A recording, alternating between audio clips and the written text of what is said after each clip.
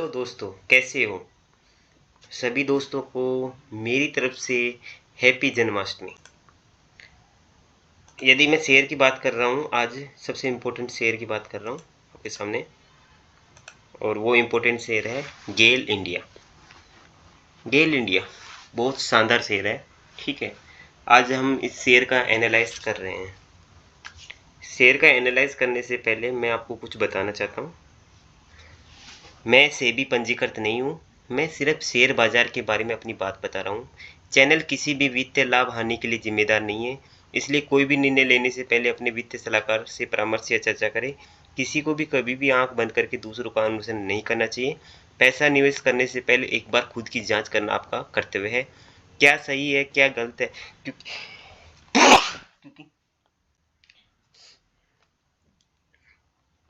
क्या सही है क्या गलत है, क्योंकि आपको ही आखिर लाभ हानि मिलने वाली है, ठीक है। दोस्तों, थोड़ी तबीयत मेरी खराब है आज, ठीक है। तो थोड़ा जुकाम लगा हुआ है। यदि यदि मैं डिस्टर्ब कर रहा हूँ तो कोई दिक्कत नहीं यार, क्योंकि मेरे को वीडियो बनाना ज़रूरी है, ठीक है।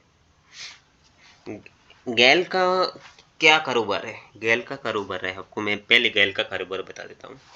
ये कंपनी कोल के लिए काम करती है, कोयला के लिए काम करती है, ठीक है।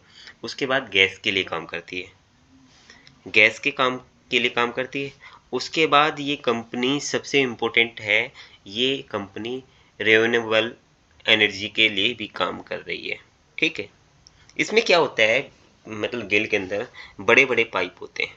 पाइप लाइन के अकॉर्डिंग गैस भरी जाती है, मतलब बड़े बड़े पाइप लाइन होते हैं। और ये जैसे मैं आपको यहाँ पे एक फोटो दिखा रहा हूँ, उसमें क्या होता है कि बड़े बड़े पाइप लाइन होते हैं। पाइप लाइन के अकॉर्डिंग ये गैस भरी जाती है, ठीक है। इसमें सबसे इम्पोर्टेंट है, ये 6000 किलोमीटर तक का पाइप है। इसके अंदर 70% जो हमारी गैस आती है वो इन्हीं पाइपलाइन के द्वारा आती है। कैसे आती है वो मैं आपको समझा रहा हूँ। सीएनजी जो गैस आती है, जो घर में यूज करते हैं, जो मोदी जी बोलते हैं कि भाई एचपी गैस में हम ये महिला को ये योजना दे रहे हैं, ठीक है। तो वो सीएनजी गैस भी इसी के थ्रू आती है। उसके बाद है बायोगैस प्लांट। जो बायोगैस प्लांट में आता है वो इन्हीं पाइपलाइन के अनुसार, ये पाइपलाइन ही उन वो गैस लेके आते हैं, ठीक है। गैल कंपनी क्या काम कर रही है। उसके बाद एक्सपीट एक्सपीट का जो काम होता है वो भी यही काम कर रही है, ये कंपनी। उसके बाद एलएनजी सोरिंग का काम भी यही काम कर रही है। जो बड़े बड़े हवाई जहाज होते हैं ना, उसमें एलएनजी लेते हैं, एलएनजी का काम भी यही यानी गेल ही काम कर रहा है, वो पाइपलाइन के थ्रू गैस देता है। उसके बाद हम बात कर रहे हैं जो सीएनजी गैस होते हैं ना, गैस, तो वो भी यहीं से वो गैस आती है। सीएनजी जो गाड़ी में भरवाते हैं ना गैस, तो गाड़ी वाली गैस भी इसी के थ्रू आती है, इन्हीं की पाइपलाइन बिछी रहती है। गैल ही इसको सप्लाई करता है। उसके बाद है हाइड्रोजन गैस प्लांट।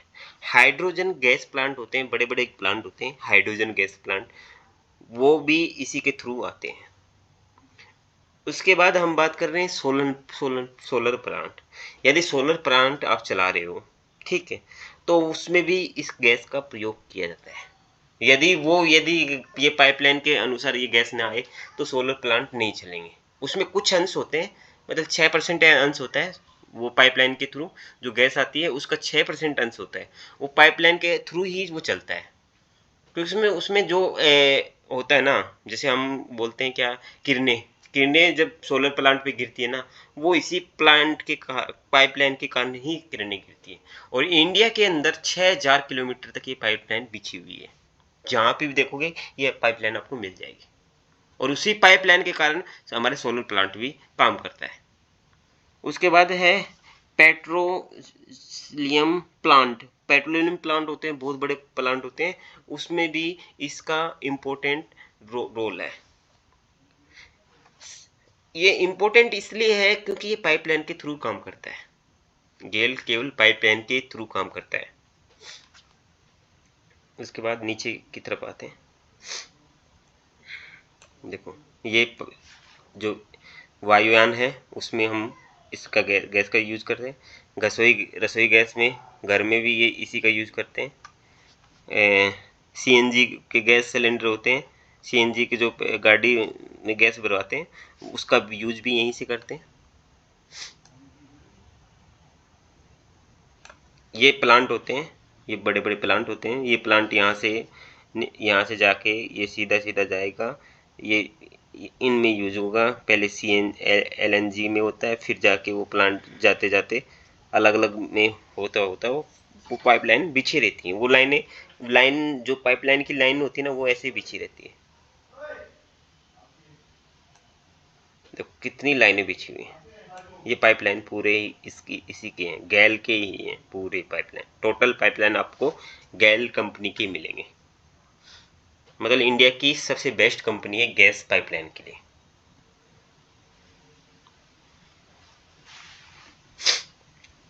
उसके बाद इसका एनालाइज करते हैं। गैल इंडिया लिमिटेड, प्रेजेंट में इस शेयर का रेट है 236.52 रुपये। डे रेंज की बात कर रहे हैं 234.10 है, और ये लो है, और हाई 237.80 था। ये पूरे डे की बात कर रहे हैं। डे में क्या है, सुबह ये बिल्कुल डाउन था, डाउन होते होते थोड़ा बढ़ा, अप किया। 2 बजे तक इसने 237 पार कर गया था। उसके बाद ये डाउन आया, 236.52 पे आके रुक गया। उसके बाद इसकी बात करते हैं, ये 52 वीक रेंज में क्या था। 52 वीक में ये लो में था 114.75 में था, और हाई 246.30 था। वॉल्यूम ये है इसका, और बीटी आक्स स्ट्रॉन्ग पॉइंट 11 है, वीकनेस पॉइंट 1 है इसका, इसी शेयर का।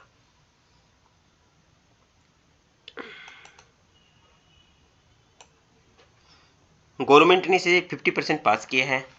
ओपन था 235 रुपये, प्रीवियस क्लोजर है 235.25। वॉल्यूम ये है, वैल्यू है वो ये वैल्यू है, और VWAP है 236.38 है, बीटा है 1.88, मार्केट कैप है 155.514।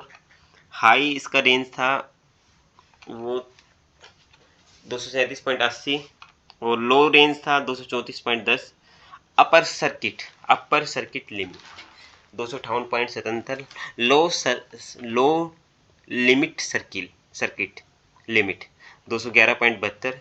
52 वीक हाई, 52 वीक में कितना हाई गया है, मतलब ये शेयर का मतलब हाई रेट कितना गया है अभी तक, 246.30। और 52 वीक लो में कितना है, 114.75। फेस वैल्यू है वो 10 है। ऑल टाइम हाई, मतलब ऑल टाइम कितना हाई गया है, 246.30। और ऑल टाइम लो कितना गया है, 4.32, मतलब 4 रुपये के अंदर ये लो में गया है। बुक वैल्यू जब ये शुरू में ये शेयर आया था तो कितना इसका वैल्यू था, 144.82 रुपये था इसका बुक वैल्यू। डिविडेंड यार्ड है 2.33।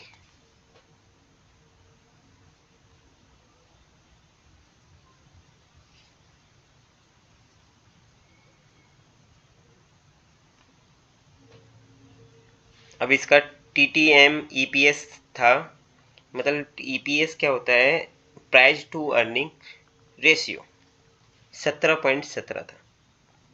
TTM PEF 13.78 था, PB 1.63 था, सेक्टर PE 19.28।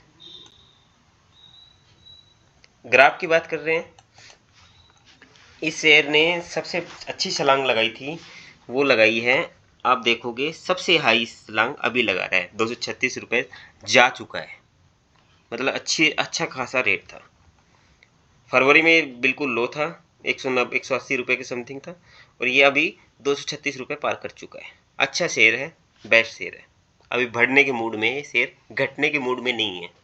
घटने के इसलिए मूड नहीं है क्योंकि अभी इसमें गवर्नमेंट का भी सबसे बड़ा रोल है, गवर्नमेंट का इसके अंदर, क्योंकि गवर्नमेंट भी, यदि आपको घर पे भी गैस चाहिए तो यही शेयर, यही गेल ही काम आएगा। घर के लिए भी यदि एलपीजी गैस है या जो भी है, सीएनजी गैस है, वो भी इसी का ही रोल है, क्योंकि पाइपलाइन यही बिछाता है पूरे इंडिया के अंदर। पाइपलाइन इसी की बिछी रहती है और इसी की पाइपलाइन के थ्रू ही वो आता है।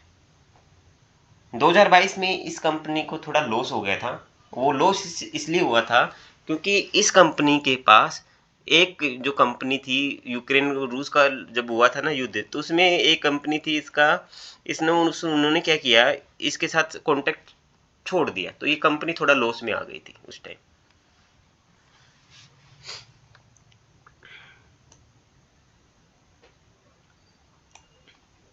फोरकास्ट की बात कर रहे हैं। हायर है 255 है, मीडियम है 202 है, लो है 148 है। अब इस एनालाइज ने इसको क्या रेटिंग दिया है? एनालाइज बोल रहे हैं कि 41% अभी खरीद लो शेयर को। होल्ड करने के लिए 9% बोल रहे हैं। सेल के लिए बोल रहे हैं 25%, और आउट प्लेटफॉर्म के लिए 19% बोल रहे हैं।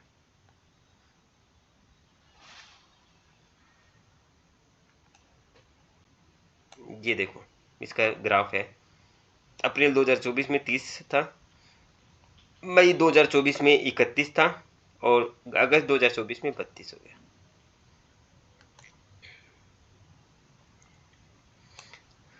कंपनी में क्या हुआ था, फाइनेंशियल की बात कर रहे हैं, 3 ईयर के अंदर जो फाइनेंशियल हो रहा है उसकी बात कर रहे हैं। तो रेन्यू इसका 31.9 था, नेट प्रॉफिट वो 17.3 था, और ऑपरेटिंग प्रॉफिट था वो 25.4 है।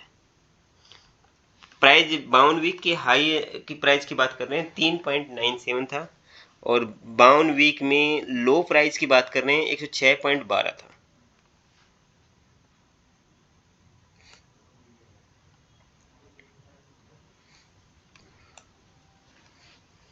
अब प्राइस परफॉर्मेंस की बात कर रहे हैं। एक वीक के अंदर ये -0.08 दिया है, एक मंथ के अंदर 2.55% दिया है, 3 मंथ के अंदर 16%, 16.83 दिया है, 6 मंथ के अंदर 45.91 दिया है, 1 ईयर के अंदर 103.02 दिया है परसेंटेज, 3 ईयर के अंदर 147.22 इसने प्राइज परफॉर्मेंस दिया है।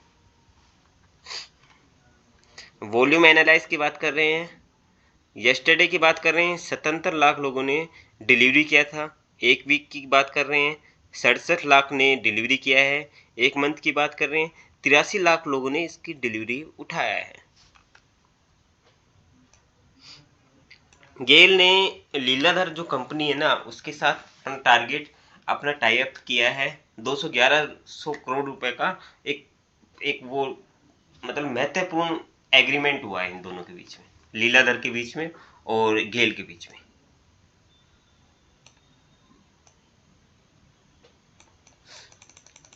अभी इसको सेटलमेंट में बोल रहे हैं कि भाई 75% बाई कर सकते हो, 25% इसको होल्ड कर सकते हो। किसी अभी एनालाइस्ट ने क्या बोला है, फर्स्ट टारगेट है वो 241 है, सेकंड टारगेट है वो 246 है। फिर से दोबारा से दूसरे एनालाइस्ट ने बोला कि भाई ये 232 से 233 के बीच में जा सकता है।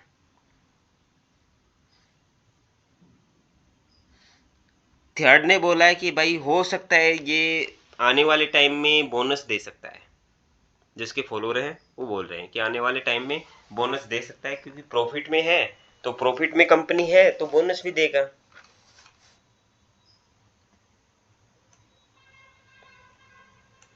अब कॉर्पोरेट एक्शन देखते हैं। 6 फरवरी 2024 में 5.50 इसने डिविडेंड दिया है। 21 मार्च 2023 में 4 रुपये इसने डिविडेंड दिया है। 1 मार्च 2022 में इसने 1 रुपया डिविडेंड दिया है। 21 मार्च 2022 में इसने 5 रुपये डिविडेंड दिया है।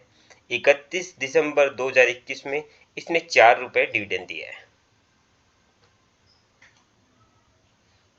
अब बोनस की बात कर रहे हैं। 27 जुलाई 2022 में इसने अनाउंसमेंट किया था भाई बोनस देंगे। 6 सितंबर 2022 में इसने बोनस दिया है। एक शेयर के सामने 2 शेयर। 27 मार्च 2019 में इसने फिर से बोन अनाउंसमेंट किया था, एक शेयर के सामने एक। 2018 में फिर से अनाउंसमेंट किया था, एक शेयर के सामने 3 शेयर। 2017 में फिर से अनाउंसमेंट किया था, एक शेयर के सामने 3 शेयर। 2008 में फिर से इसने अनाउंसमेंट किया था, एक शेयर के सामने 2 शेयर। मतलब प्रेजेंट में कंपनी बोनस भी दे रही है, और हो सकता है इसमें इसी साल बोनस देने के मूड में है पूरा तरीके से कंपनी। नहीं, अच्छा खासा आपको बोनस दे सकती है।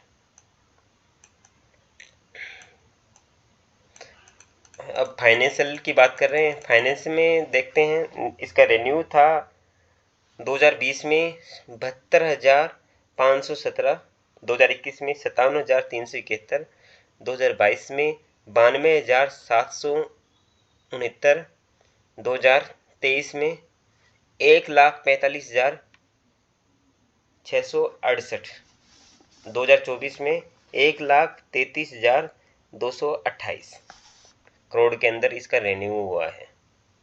अब इसका नेट प्रॉफिट देखते हैं।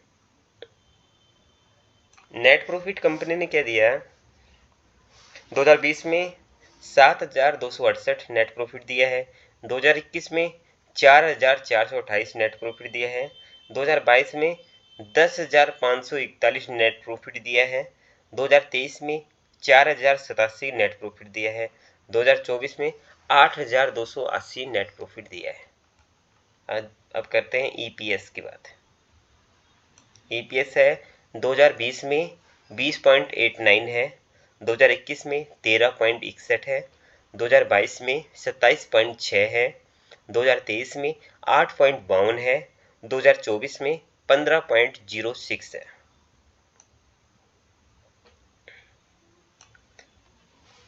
अब इसकी बीवीपीएस की बात कर रहे हैं।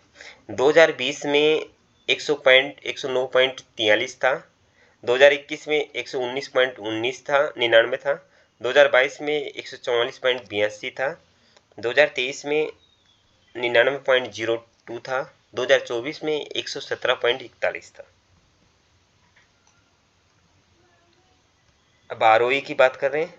2020 में 19.12 था, 2021 में 11.53 था, 2022 में 19.11 था, 2023 में 8.64 था, 2024 में 12.85 था।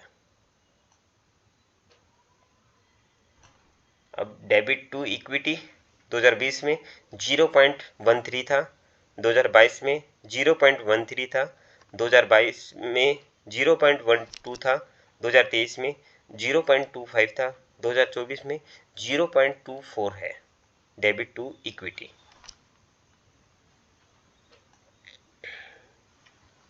अब शेयर होल्डिंग की बात कर रहे हैं। 51.92 शेयर है, वो होल्डिंग है किसके पास, मतलब प्रेसिडेंट ऑफ इंडिया के पास। 15.2 है वो फॉरनर है, 25.76 है वो क्या नाम है, डेल है, मतलब डोमेस्टिक है, 7.14 है वो पब्लिक है। प्रमोटर की बात कर रहे हैं। जून 2023 में 51.91 थे, सितंबर 2023 में 51.91 थे, दिसंबर 2023 में 51.9 थे, मार्च 2024 में 51.9 थे, और जून 2024 में 51.92 है।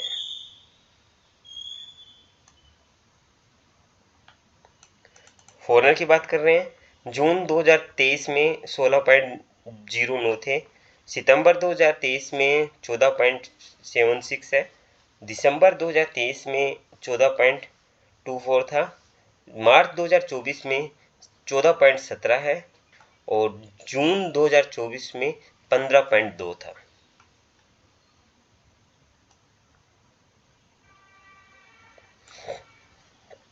अब डोमेस्टिक ने क्या एंट्री की है। जून 2023 में 25.99 थे, सितंबर 2023 में 27.05 थे, दिसंबर 2023 में 27.29 थे, मार्च 2024 में 27.19 थे, जून 2024 में 25.76 हैं। पब्लिक ने क्या एंट्री किया है। जून 2023 में 6.01 थे, सितंबर 2023 में 6.3 है, दिसंबर 2023 में 6.58 थे, मार्च 2024 में 6.75 थे और जून 2024 में 7.14 थे।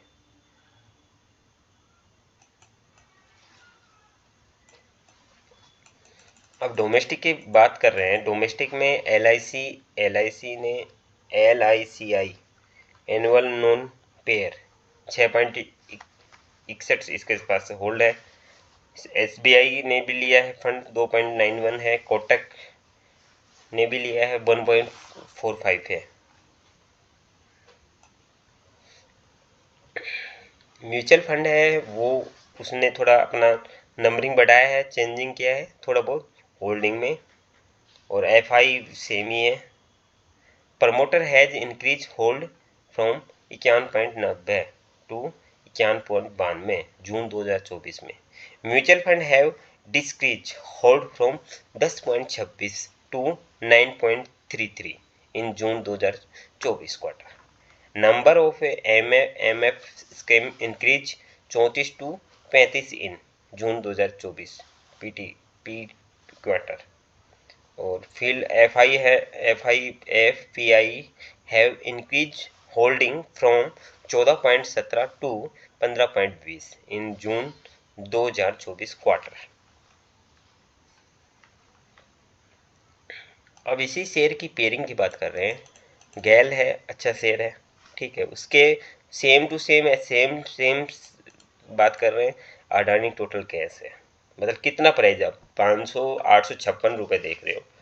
गुजरात गैस कितना प्राइस है, तो 590.80 है।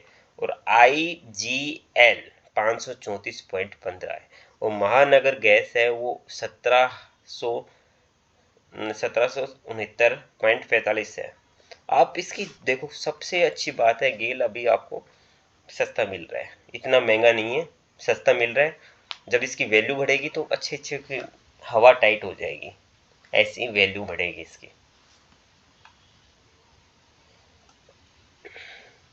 कंपनी के बारे में बात कर रहे हैं तो ये दिल्ली की है, RK पुरम की कंपनी है और इसमें एड्रेस दिल्ली का दे रखा है। ये इसकी मेल ID है, ठीक है।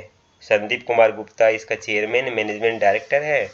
राकेश कुमार जैन इसका डायरेक्टर फाइनेंस CFO है। दीपक गुप्ता इसका डायरेक्टर प्रोजेक्टर है। आयुष गुप्ता इसका डायरेक्टर ह्यूमन रिसर्च है। और राजीव कुमार सिंगल इसका डायरेक्टर बिजनेस डेवलपमेंट है। BSE 100 में आता है, यस। BSE 200 में, यस। सेंसेक्स में नहीं आता, और सेंसेक्स मिड कैप 200 में नहीं आता, निफ्टी 50 में भी नहीं आता। BSE 500 में आता है, यस, ठीक है। ये इसकी पूरी डिटेल है, ठीक है दोस्तों। नमस्ते। यदि मेरा वीडियो अच्छा लगे तो प्लीज़ यार आप सब्सक्राइब कीजिए, वीडियो को ज़्यादा से ज़्यादा देखने की कोशिश कीजिए। आपको इंटरेस्ट मिलेगा अब वीडियो में धीरे धीरे, क्योंकि मैं अलग गतिविधि से आ रहा हूँ। अपना जो शेयर मार्केट का है वीडियो, वो मैं थोड़ा एनालाइज करके आपको दिखा रहा हूँ। उसमें आपको इमेज भी मिलेंगी, एनालाइज भी मिलेगा, सब कुछ मिलेगा। लेकिन दोस्त आपको सब्सक्राइब करना पड़ेगा, लाइक और शेयर कीजिए, प्लीज़ सपोर्ट कीजिए मुझे। थैंक यू दोस्तों।